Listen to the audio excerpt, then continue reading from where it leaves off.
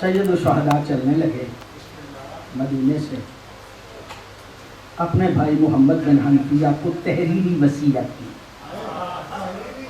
تحریر، اور یقیناً آپ کی طرف توجہ، آپ کی توجہ ہے، اپنے بھائیوں میں سے محمد بن حنفیہ کو مولا حسین نے خود مدینے چھوڑا ہے، خود مدینے چھوڑا، اور یہ کہا ہے کہ آپ میری طرف سے مدینے میں نگران ہیں،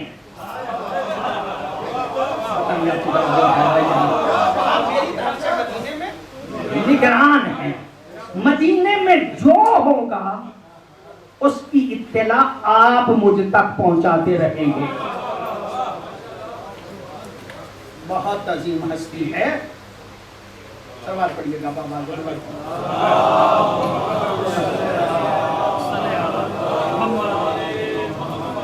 پھر بھی ایک مرتبہ سوال پڑھیے گا بابا۔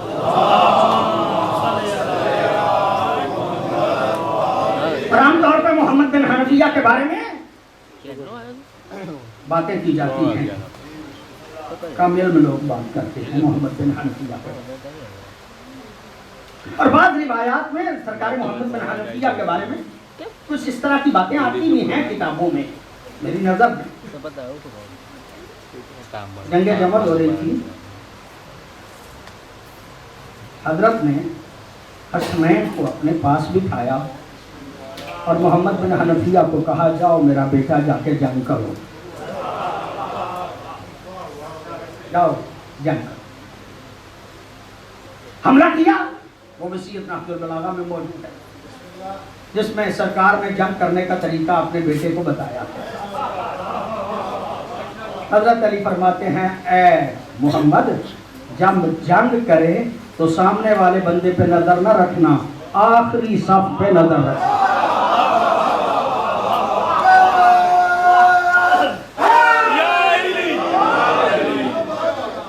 لڑنے کا انداز بتایا نہج البلاغہ میں، وہ خطبہ موجود ہے، میں اس کو اس وقت نہیں پڑھنا چاہ رہا، آخری صف پہ۔ لیکن محمد بن حنفیہ گئے، جا کے حملہ کیا، آگے سے بھی سخت حملہ ہوا، اور محمد بن حنفیہ ایک جگہ پہ روک گئے، پیچھے نہیں ہٹے، اس لیے کہ علی کا بیٹا پیچھے نہیں ہٹا۔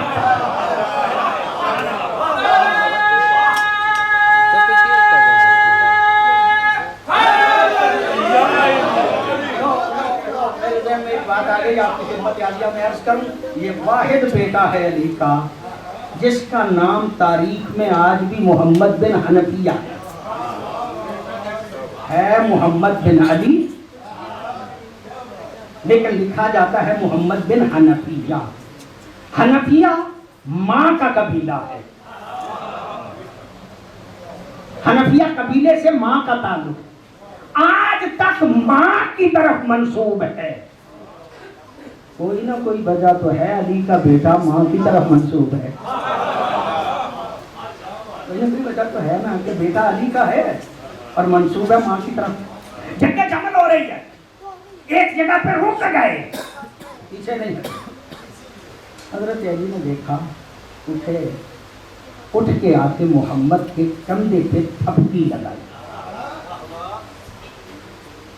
پھر بڑھ کے حملے کرنا شروع کر، پھر رک گئے، پھر علی آئے، تھپکی لگائی، پھر آگے بڑھنے لگے، تیسری مرتبہ پھر رک گئے۔ ایک ایک لفظ کا میں خود ذمہ دار ہوں، جب رکے ہیں نا تیسری مرتبہ سرکار امیر المومنین کو تھوڑا سا غصہ آیا، اپنی جگہ سے اٹھے، اپنی تلوار کا دستہ فَضَرَبَهُ بِقَائِمِ سَیفِهِ، اپنی تلوار کا دستہ محمد کے کندھے پہ مار کے کہا فَقَدْ أَدْرَكَكَ إِرْكٌ مِّنْ أُمِّكَ، یہ تیری ماں کی وجہ سے اتنا معاملہ ہوا، کاش تیری ماں زہرا ہوتی تو یہ بات تمہیں نہ آئے۔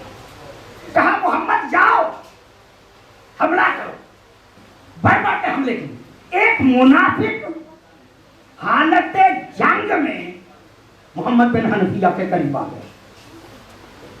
کہتا ہے عجیب ہے محمد، تیرا باپ تجھے بھیج رہا ہے، حسنین کو تو اپنے پاس بٹھایا ہو. منافق تھا نا، چاہتا تھا دل میں کوئی بات پیدا کرے، تمہیں بھیجتا ہے بار بار حملہ کرنے کے لیے، اور حسنین کو تو اپنے پاس بٹھایا ہے. محمد سمجھ گئے اس کی نیت کیا ہے. بہت توجہ آپ کی، بہت مہربانی آپ کی. محمد سمجھ گئے اس کی نیت کیا ہے. محمد دیکھ کے کہتے ہیں بدبخت تجھے نہیں پتا حسنین میرے باپ کی آنکھیں ہیں، میں بازو ہوں، آنکھوں پہ حملہ ہو تو بازوؤں کے ذریعے بچایا جاتا ہے.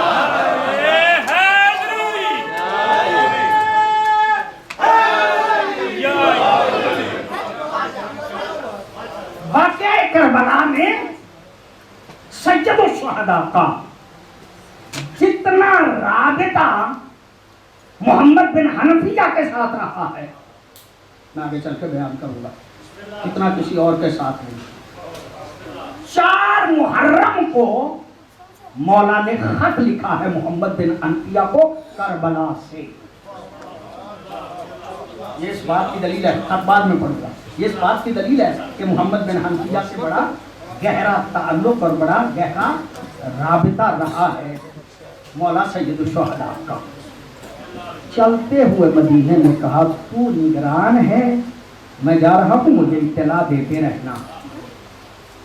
اور یہ وصیت ہے، انی لم اخرج عاشرا ولا باطرا ولا مفسدا ولا ظالما.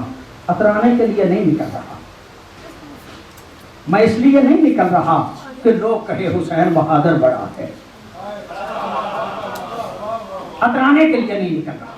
لم اخرج، میں کسی شر کے لیے بھی نہیں نکل رہا، بلا مفسدہ، فساد کے لیے بھی نہیں نکل رہا، ولا ظالما، ظلم کے لیے بھی نہیں نکل رہا. ملا کیوں نکل گیا؟ بھائی فرمایا انما خرجتو لطلب الاصلاح فی امت جدی. میرے نکلنے کا مقصد یہ ہے کہ میں جد کی امت کی اصلاح کروں، اور اس پہ بھی بات بعد میں کروں گا. ابھی میں نانے کی امت کی اصلاح کے لیے نکل رہا ہوں، اور میرا مقصد کیا ہے؟ ان آمر بالمعروف، میں امر بالمعروف کرنا چاہتا ہوں، میں نہی عن المنکر کرنا چاہتا ہوں، میں حکم نماز دینا چاہتا ہوں، میں حق زکوٰۃ ادا کرنا چاہتا ہوں. مولا حسین کے اہداف تو بڑے واضح ہیں نا، جو اپنے بھائی کو لکھ کے دیے، کہا یہ میرے مقاصد ہیں. مولا ان مقاصد میں آپ کے لیے کوئی نمونہ عمل بھی ہے؟ بڑی سیرتیں پہلے گزر چکی تھی نا.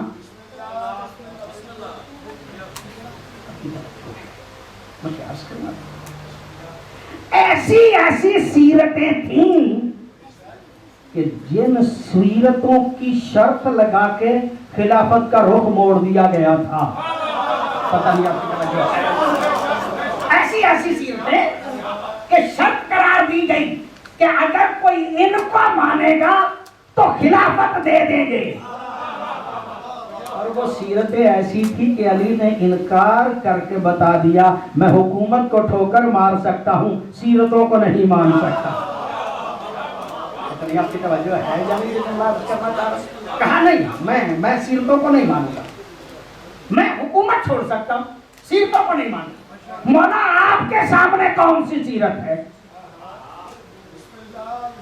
کہ جس پہ آپ عمل کرنا چاہتے ہیں؟ مولا فرماتے ہیں السیرہ بسیرت جدی و ابی علی ابن ابی طالب. میرے سامنے صرف 2 سیرتیں ہیں، ایک میرے جد کی، ایک میرے باپ کی. بہت مہربانی آپ کی، بہت نوازش آپ کی، آپ نے توجہ فرما لی ہے. میں جملہ آپ کی خدمت عالیہ میں عرض کرنا چاہتا ہوں. مولا فرماتے ہیں صرف 2 سیرتیں، جدی و ابی. لفظ مولا ہی کے پڑھنا چاہ رہا ہوں، جدی و अबी अली इब्ने अबी तालिब। मैं मौजू से हटा ही नहीं करता, मैं तो वहां पे लेके आना चाहता था जहां पे आपको आपकी तवज्जो है। जद्दी फिर पढ़िएगा, जद्दी व अबी अली इब्ने अबी तालिब। दो सीरतें हैं, एक मेरे जद की, एक मेरे बाप की। बाप कौन है? जो अली है। अली कौन है? जो अबू तालिब का बेटा है।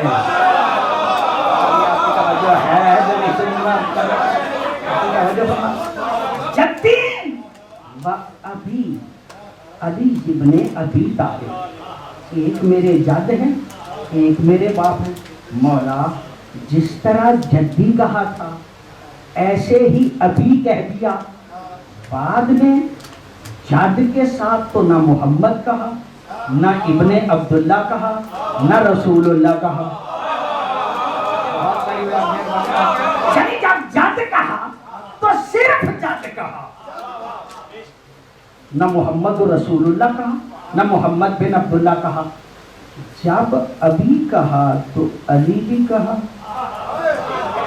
इब्ने अबी तालिब भी कहा।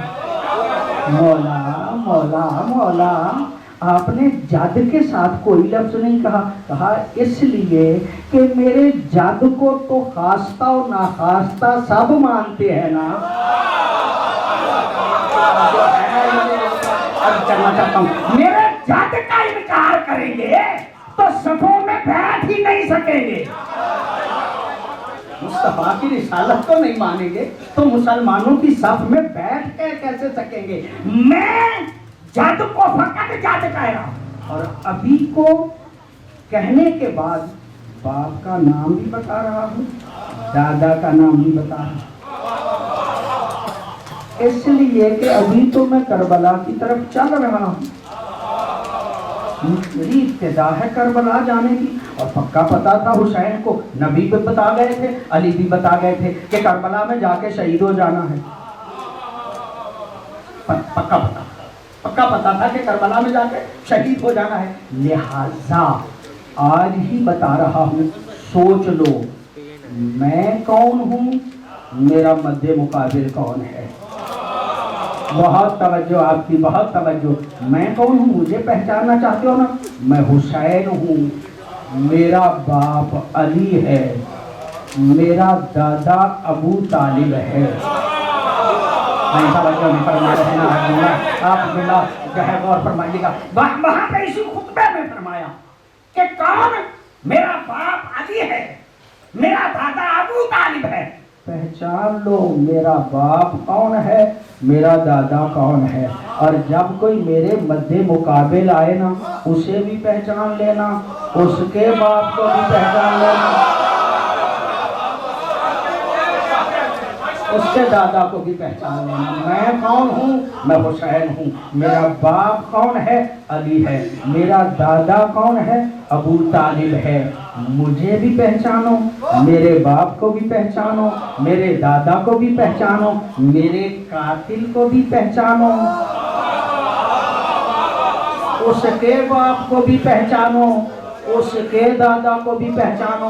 मैं लंबी बात करता ही नहीं, गोया हुसैन फरमाना ये चाहते हैं कि मेरा दादा कौन है? जो सारी जिंदगी मुस्तफा को बचाता रहा। बड़ी मेहरबानी आपकी, बहुत आपकी। मेरा दादा कौन है? जो सारी जिंदगी मुस्तफा को बचाता रहा। और उसका दादा कौन है?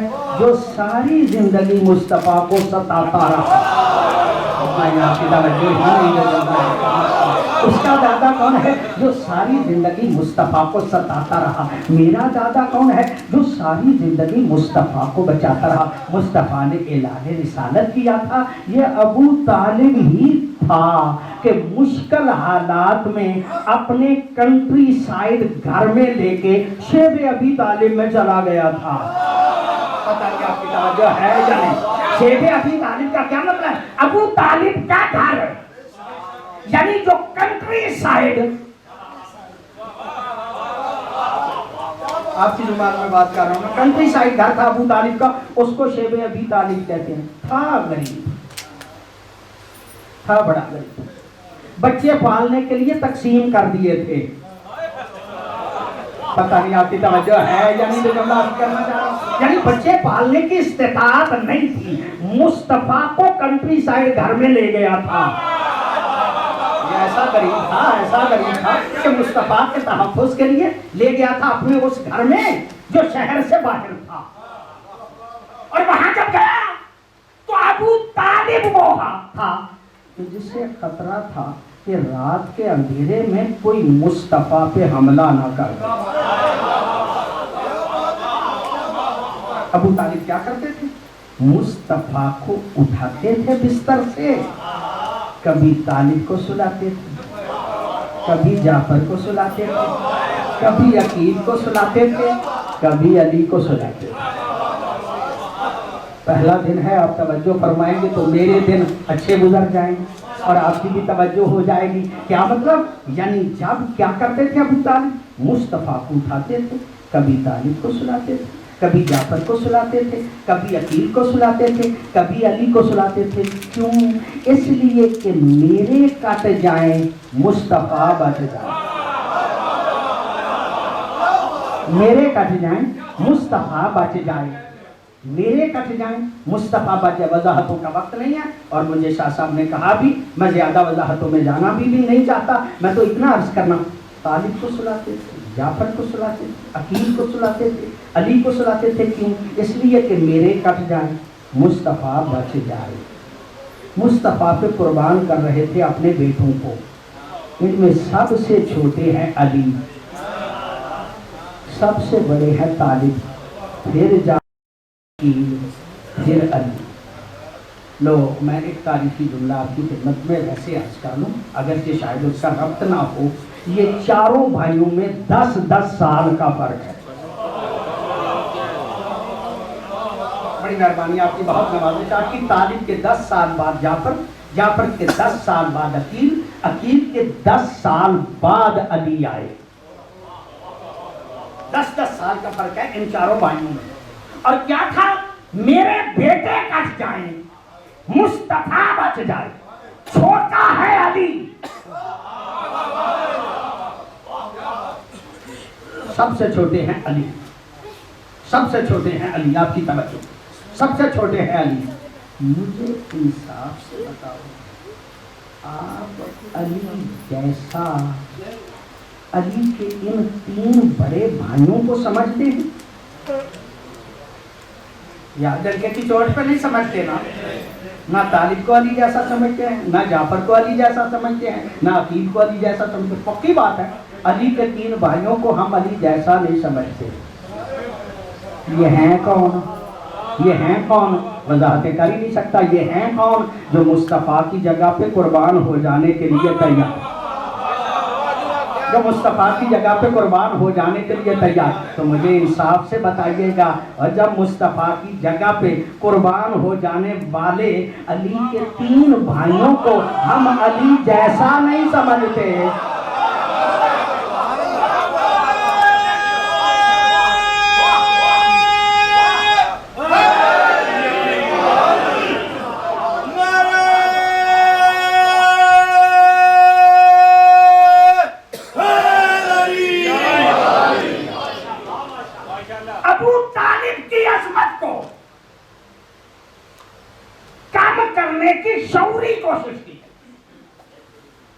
ابو طالب کی عظمت کو کم کرنے کی جتنا جسم میں زور تھا یا جتنی فکر تھی اتنی اس نے کوشش کی ہے کہ ابو طالب کی عظمت کو کم کیا جائے.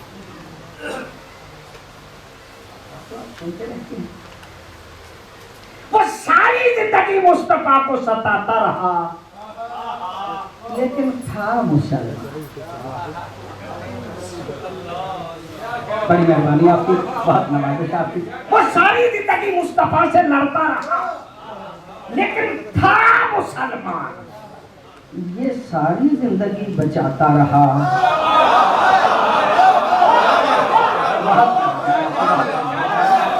یہ ساری زندگی पानी बचाता रहा, लेकिन कलिमा नहीं पढ़ा था, कलिमा नहीं पढ़ा था, बचाता रहा, कलिमा नहीं पढ़ा था। अच्छा, कलिमा नहीं पढ़ा था, निकाह तो पढ़ा था ना? कलिमा नहीं पढ़ा, निकाह पढ़ा था, निकाह पढ़ा था मुस्तफा का, कलिमा नहीं पढ़ा था, निकाह पढ़ा था, लेकिन थे का बड़ी मेहरबानी आपकी। आखिरी मौके पे नबी ने कान में कहा, चाचा कलिमा पढ़ लो। वो नबी कान में कह रहे थे, अबू तालिब सुन रहे थे। ये तुम्हें कैसे पता चला कि आखिर पे नबी ने यही कहा? आपकी तवज्जो, आपकी मेहरबानी, ये कैसे पता चला? चलो काफिर था, तो माफी चाहता हूँ, आप तवज्जो फरमाइएगा। अली का बाप काफिर था, चलो बाप था तो सही ना। पता नहीं क्या अर्ज कर रहा हूँ मैं आपकी खिदमत में। अली का बाप काफिर था तो सही ना। बड़ी मुश्किल बन जाती थी बाकी के लिए। तो मैं तो ऐसों को भी जानता हूँ, मैं तो ऐसों को भी जानता हूँ। पैदा होते थे 8 बंदे, दावा करते थे मेरा बेटा है। नाम नहीं मैं ले सकता, नाम मैं नहीं ले सकता, लेकिन ये तारीख में सब कुछ मौजूद है। अबू तालिब के साथ दुश्मनी है, और उसकी वजह क्या? कि वो अली का बाप है। सूर ये है अबू तालिब का कि वो अली का काफिर था। अच्छा लोग, एक बात आपकी खिदमत में, पैगंबर गिरामी ने आलम बचपन में एक सफर तिजारत किया। 2 मरतबा सफर तिजारत पे नबी गए। एक मरतबा खदीजा का माल लेके,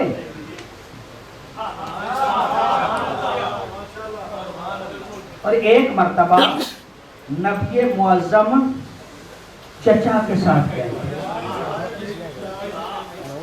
यानी इतना गरीब आदमी था कि पूरे कारवां के सफर तिजारत का सरबराह था। माल तिजारत लेके अबू तालिब जाने लगे शाम। उस वक्त मंडी शाम थी, बड़ी छोटी मंडी, रास्ते में बुसराए शाम। जो जायर गए हैं सारे कारवां लीडर बुसराए शाम नहीं लेके जाते।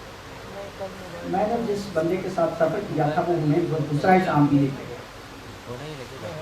नबी मुअज़्ज़म को हजरत अबू तालिब सफर तिजारत पे तैयार हुए, तो प्रोग्राम नहीं था। मोहम्मद मुस्तफ़ा को 13 साल ज़ाहिरन ज़िंदगी है, पैगंबर गिरामी की प्रोग्राम नहीं था, सफर लंबा है और मोहम्मद मुस्तफ़ा को लेके ना जाया जाए। मोहम्मद मुस्तफ़ा को पता चला, चाचा सुना है आप सफर तिजारत पे जा रहे हैं? कहा हाँ बेटा सफर तिजारत पे जा रहा हूँ। कहा फिर पता चला आप मुझे साथ नहीं लेके जा रहे। कहा बेटा बेहतर नहीं है कि आप इस सफर तिजारत में ना जाएं। मुस्तफ़ा देख के कहते चाचा मैं आपके बगैर नहीं रह सकता। जिसके बगैर मुस्तफ़ा न रह सके उसे अबू तालिब का है, उसे अबू तालिब का है। मैं आपके बगैर नहीं रह सकता। ठीक है, ख्वाहिश है, चलिए सफर तिजारत पे गए। सीरत हदबिया वाले ने इस बात को नकल किया है और मैंने खुद पढ़ा। जब गए ना तो बड़ी मंडी तो शाम थी, दमिश्क, छोटी मंडी बुसराए शाम।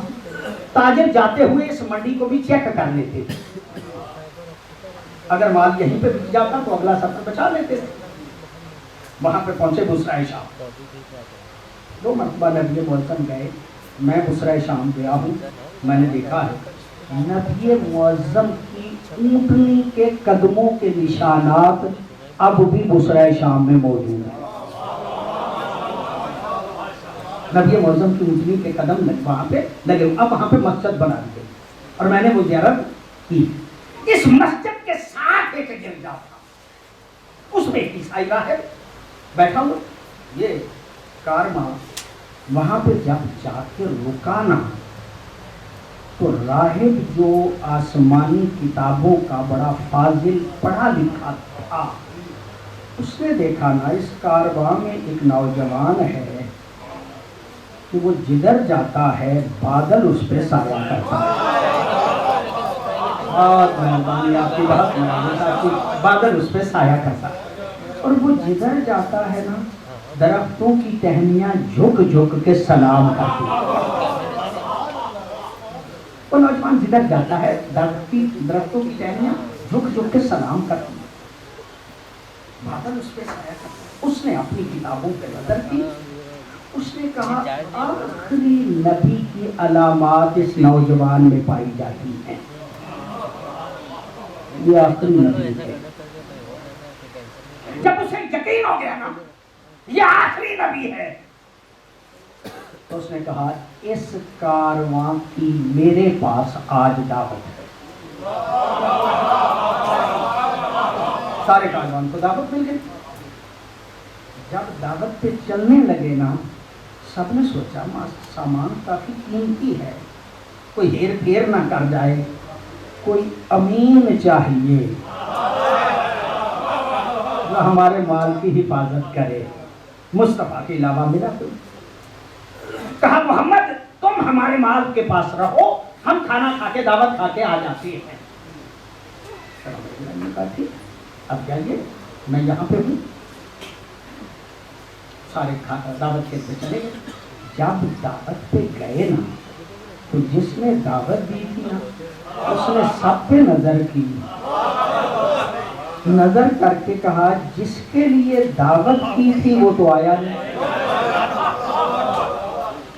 جس کے لیے دعوت کی تھی وہ تو آیا نہیں۔ کہا ایک نوجوان تھا، کہاں ہے؟ کہا وہ کہاں ہے؟ کہا ہمارے سامان کی حفاظت کر رہا ہے۔ راہب دیکھ کے کہتا تمہارے سامان کا میں ضامن ہوں، اسے بھی بلاؤ۔ بلا لیا گیا۔ جب محمد مصطفیٰ آ گئے، راہب دیکھ کے کہتا ہے اس نوجوان کا باپ کون ہے؟ بڑی مہربانی آپ کی، بہت مبارک آپ کی، اس نوجوان کا باپ کون ہے؟ ابو طالب کہتے ہیں میں۔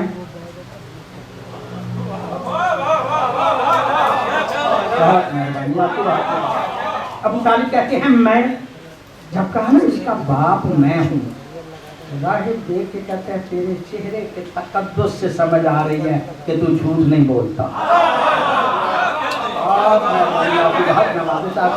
تیرے چہرے کے تقدس سے سمجھ آ رہی ہے کہ تو جھوٹ نہیں بولتا، لیکن میرا علم کہتا ہے کہ اس بچے کا باپ انتقال کر چکا ہے۔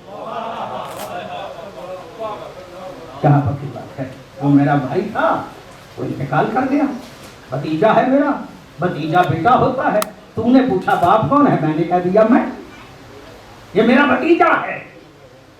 جملے جس کے لیے محنت کر رہا تھا وہ یہ ہے کہ جب کہا نا میرا بھتیجا ہے، راہب دیکھ کے کہتا ہے اگر تمہیں اس بچے سے ذرہ برابر بھی ہمدردی ہو تو اسے فوراً واپس لے جاؤ۔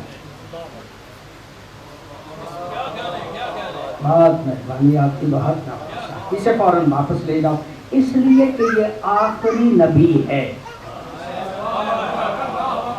13 سال ایج مبارک ہے نبی معظم کی۔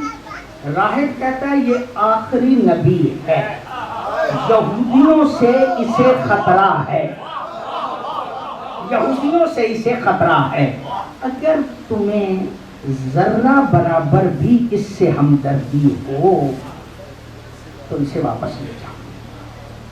صاحب سیرت حلبیہ کہتا ہے حضرت ابو طالب نے اپنا سارا مال اونے پونے پیسوں میں بصرہ شام میں بھیجا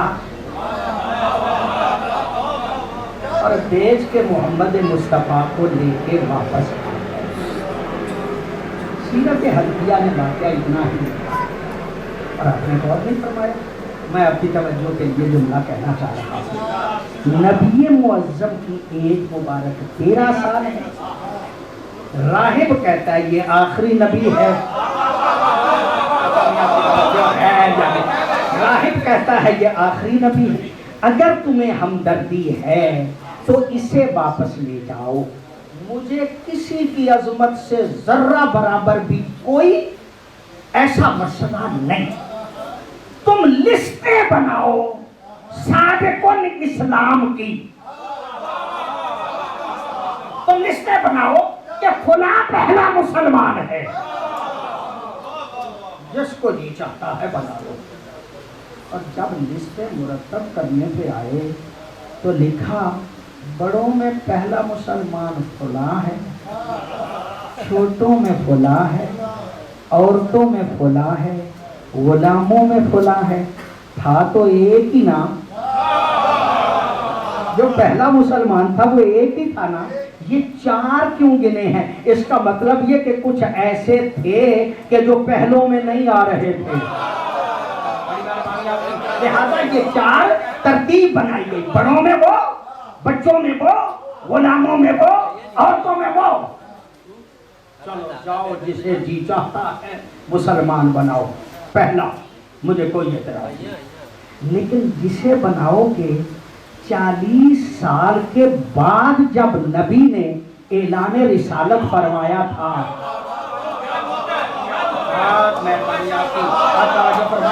تو بہتر طریقے سے میں بات آپ کی خدمت میں عرض کر سکوں گا، یعنی نبی نے 40 سال کے بعد اعلان رسالت کیا نا، جس نے ایمان کا اظہار کیا اس کو مسلمانوں نے پہلا مسلمان قرار دیا۔ اس کا مطلب یہ کہ تمہارے جتنے مسلمان پہلے ہیں نا وہ 40 سال کے بعد کے مسلمان ہیں۔ پتہ نہیں آپ کی توجہ ہے یا نہیں جو جملہ عرض کرنا چاہ رہا ہوں، وہ سارے 40 سال کے بعد کے مسلمان ہیں، اور ابو طالب ابھی نبی 13 سال کے تھے، 13 سال کے تھے، تو نبی سمجھ کے واپس لے آئے جو 13 سال میں مصطفیٰ کو نبی مان لے اسے ابو طالب کہا جاتا ہے۔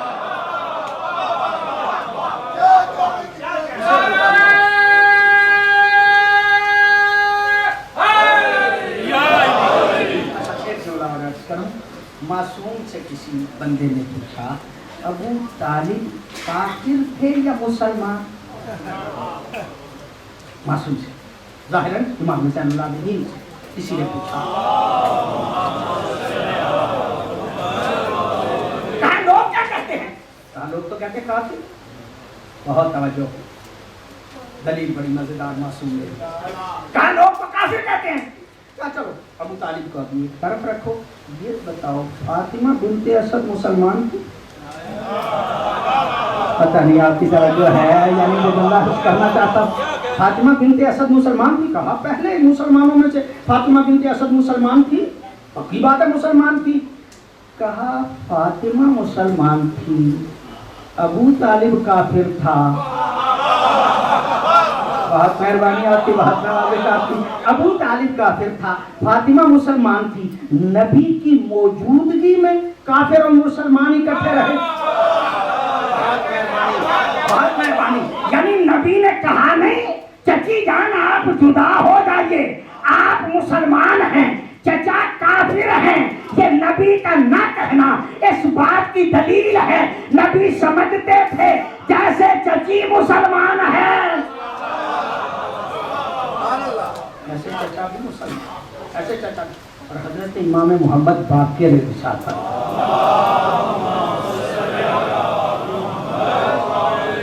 میں عرض کروں آپ کی خدمت میں، یہ برادران کی آگے آپ کا حوالہ ہم اپنی بات کو پختہ کرنے کے لیے کہتے ہیں۔ سوچیں بدلیے، سوچوں کو بدلنے کی ضرورت ہے۔ ہمارے لیے حجت معصوم کی حدیث ہے، کوئی دلیل نہ بھی ہو تو معصوم فرما دیں تو وہ ہمارے لیے حجت ہے۔ مولا فرماتے ہیں اگر پوری دنیا کا، مولا امام محمد باقر، اگر پوری دنیا کا ایمان ایک پلڑے میں رکھا جائے اور ابو طالب کا ایمان دوسرے پلڑے میں رکھا جائے تو ابو طالب کے ایمان والا پلڑا جھکتا نظر آئے گا اور دوسرا اٹھتا نظر آئے گا۔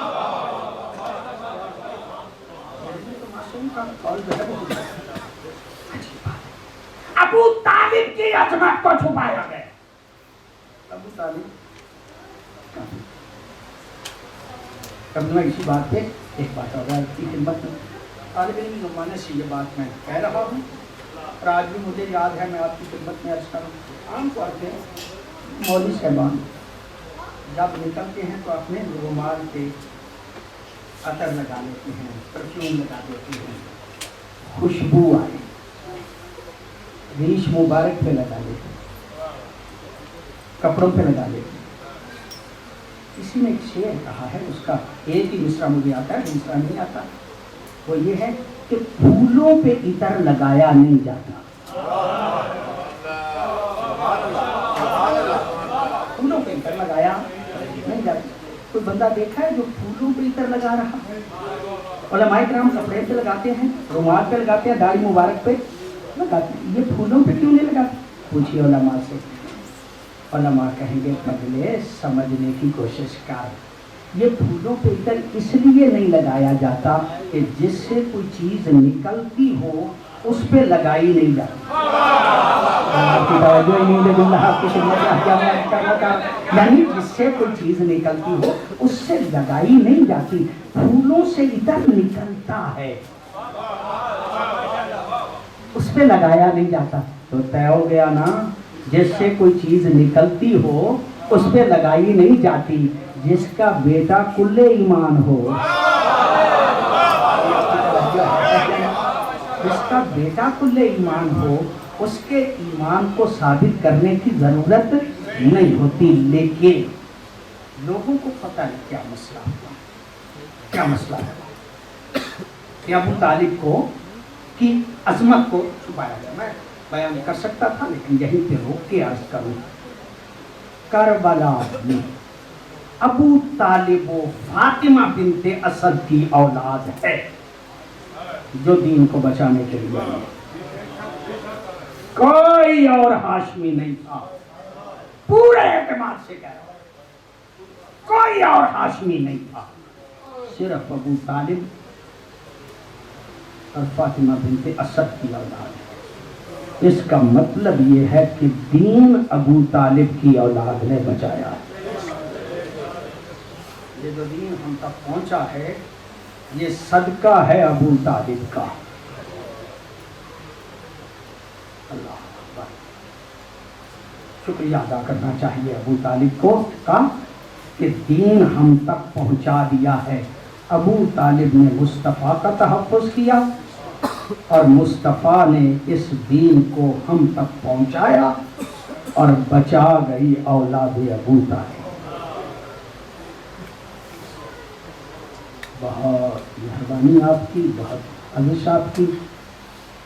ابو طالب کی اولاد کو دین کے بچانے کے لیے محنت وقت کرنی۔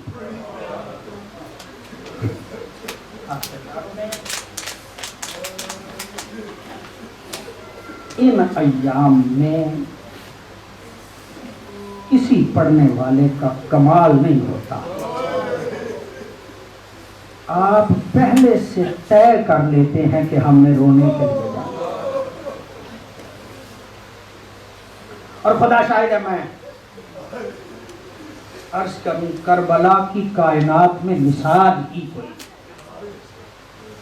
کربلا میں جتنے آئے ہیں نا ان پہ فخر کیا ہے حسین نے۔ جو ابو طالب کی اولاد ہے ان پہ بھی فخر کیا ہے، اور جو اصحاب ہیں ان پہ بھی مولا حسین نے فخر کیا ہے۔ اللہ اکبر۔ کل تفصیل سے عرض کروں گا، آج صرف اتنا عرض کرنا چاہتا ہوں کہ جب دربار ولید سے نکلے ہیں مولا حسین اپنے ساتھیوں کے ساتھ، علامہ حسین بخش جارہ کا جملہ ہے، بہت فاضل شخصیت، وہ فرماتے ہیں دو شخصیتیں جب مدینے کی گلیوں میں چلا کرتے تھے نا، ان کا انداز یہ ہوتا تھا کہ عباس سر اٹھا کے فخر سے چلا کرتے تھے، اور مولا حسین جب مدینے کی گلیوں میں چلا کرتے تھے تو عام طور پہ نظریں جھکا کے چلا کرتے تھے.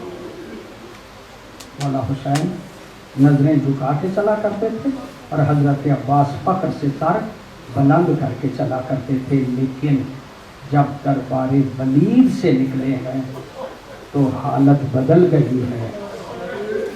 وہ جو سر فخر سے بلند کر کے چلا کرتا تھا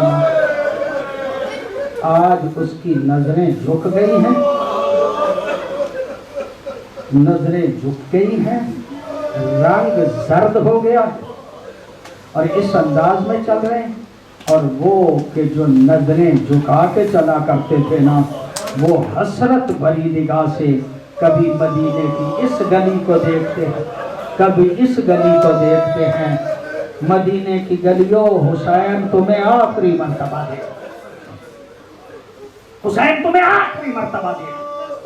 اب جب نظریں جھکا کے عباس چل رہے ہیں نا، علامہ فرماتے ہیں مولا علی اکبر بابا کے قریب آئے، آ کے کہتے ہیں بابا میرے چچا کی خبر لو، نظریں جھک گئی ہیں، رنگ زرد ہو گیا ہے، پوچھو تو صحیح بھیا کیا بات ہے، عباس کیا بات ہے، تیری نظریں کیوں جھک گئی، تیرا رنگ کیوں زرد ہو گیا. حضرت عباس دیکھ کے کہتے ہیں مولا ابھی تھوڑی دیر کے بعد ہم جب گھر جائیں گے، اگر زینب نے پوچھ لیا عباس تیری زندگی میں حسین کا سر نام ہے، تیری زندگی میں حسین کے سر کا نام لیا گیا، میری سمجھ میں نہیں آتا میں کیا جواب دوں گا، میری سمجھ میں نہیں آتا کہ میں مختومہ کو کیا جواب دوں گا. عزادارو یہ جملہ کہنا تھا. مولا حسین دیکھ کے کہتے ہیں عباس تیرے سوال و جواب کا وقت ہی نہیں آئے گا، تیرے سوال و جواب کا وقت ہی نہیں آئے گا. میں نے خود روایت پڑھی، صاحب خلاصۃ المصائب یہ کہتا ہے کہ جب مولا حسین اپنے کاروان کے ساتھ گھر میں اندر گئے ہیں نا، اختان قائمتان خلف الباب، دونوں بہنیں دروازے کے پیچھے کھڑی، ایک دروازے کے پیچھے مخدومہ زینب کھڑی، دوسرے دروازے کے پیچھے مخدومہ ام کلثوم کھڑی تھی. عزادارو جب مولا اندر گئے ہیں نا، دونوں بہنیں سامنے آئیں اور دونوں نے بھیا وقت یہ سوال کیا بھیا دربار میں کیا ہوا تھا. اجرکم اللہ اللہ کو سوائے ہمیں اہل بیت کے کوئی غم نہیں. بھیا مولا دربار میں کیا ہوا؟ کہا شام کا حاکم انتقال کر گیا. کہا پھر؟ کہا مجھ سے بیعت کا سوال کیا گیا. کہا پھر؟ عزادارو یہ جملے البتہ زیدی صاحب کے ہیں، وہ پڑھا کرتے تھے. جب کہا نا پھر، مولا نے سوچا کہ سفر بڑا لمبا ہے، کسی کو آدھے کا حصہ دار نہ بنا لوں، ابھی سے آدھے کا حصہ دار نہ بنا لوں. عزادارو یہی سوچ کے مولا نے کہا بہن زینب تم بتاؤ مجھے کیا جواب دینا چاہیے، تم بتاؤ مجھے کیا جواب دینا چاہیے. بھیا تم امام ہو، بہتر جانتے ہو تمہیں کیا جواب دینا چاہیے. لیکن ایک مرتبہ مولا دیکھ کے کہتے نہیں بہن زینب میرا جی چاہتا ہے کہ تم مشورہ دو کہ مجھے کیا جواب دینا چاہیے تھا. عزادارو یہ جملہ کہنا تھا. زیدی صاحب دیکھ کے کہتے مخدومہ دیکھ کے کہتی ہے بھیا حسین اگر مجھ سے پوچھتے ہو تو یزید کی بیعت سے نہ کر دو. جب کہا نا یزید کی بیعت سے نہ کر دو، یہ جملہ کہنا تھا. مولا حسین دیکھ کے کہتے ہیں زینب سوچ لو، اگر میں نہ کر دوں اس کی قیمت بہت دینا پڑے گی، اس کی قیمت بہت دینا پڑے گی. کہا فکر نہ کر بھیا تیری نہ پہ میں قربانی دینے کے لیے تیار. کہا بہن زینب سوچ لو، سوچ لو، اگر میں نہ کر دوں تجھے علی اصغر دینا پڑے گا، تمہیں علی اصغر دینا پڑے گا. کہا فکر نہ کر بھیا فکر نہ کر، تیری نام پہ علی اصغر قربان کر دوں گی. عزادارو یہ جملہ کہنا تھا. مولا دیکھ کے فرماتے ہیں بہن زینب اگر میں نہ کر دوں تجھے علی اکبر دینا پڑے گا۔ کہا بھیا فکر نہ کر میں علی اکبر بھی قربان کر دوں گا۔ ایک مرتبہ مولا دیکھ کے کہتے بہن زینب اگر میں نہ کر دوں تجھے عباس دینا پڑے گا۔ کہا فکر نہ کر میں تیری نا پہ عباس بھی قربان کر دوں گی۔ عزادارو یہ جملہ کہنا تھا۔ راوی کہتے ہیں مولا ایک مرتبہ زیدی صاحب کہا کرتے تھے مولا حسین کا سر جھک گیا، نظریں جھک گئیں اور جھکے ہوئے سر سے دیکھ کے کہا بہن زینب اگر میں نہ کر دوں تجھے سر کی چادر دینا پڑے۔ اجرکم اللہ۔ عزادارو یہ جملہ کہنا تھا۔ مخدومہ دیکھ کے کہتے ہیں بھیا فکر نہ کر تیری نا پہ زینب اپنے سر کی چادر بھی دے دے گی۔ عزادارو یہی تو وجہ ہے جب منہال صحابی نے ایک مرتبہ مولا سجاد سے پوچھا نا سجاد آپ خون کے آنسو کیوں روتے ہیں؟ ایک مرتبہ یہ خون کے آنسو روکیے اتنا کیوں روتے ہیں؟ اپنے لیے نہیں تو ہمارے لیے آپ ہمارے امام ہیں، یہ خون کے آنسو روکیے۔